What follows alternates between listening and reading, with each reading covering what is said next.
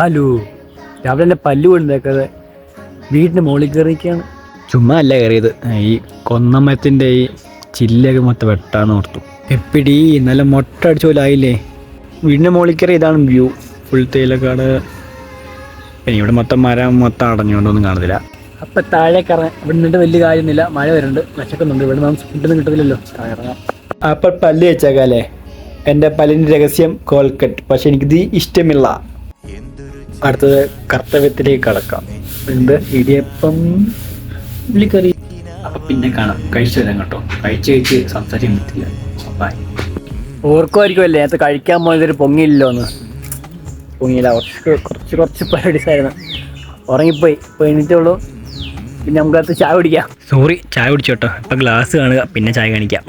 നല്ല തണുപ്പാട്ടാ, നല്ല പുതപ്പിൽ കയറി അങ്ങ് ചുരുണ്ടിരുന്നു. അങ്ങനെ രാത്രി ഫുഡ് കഴിച്ചു, ഇനി ഉറങ്ങാൻ പോവാണ്. നമുക്ക് അടുത്ത പോയി കണ്ടല്ലോ.